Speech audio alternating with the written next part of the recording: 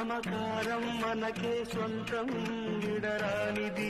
అనుబంధం ఈ అన్నకు నేనే చెల్లి కావాలి మళ్ళీ మళ్ళీ ఈ బంధం సాగేను ఏ నాటికి ఆ దైవం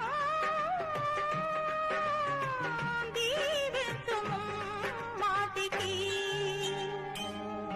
ఒక కొమ్మకు పూచిన పూలం అనురాగం మనదేలే ఒక గూటిని వెలిగినది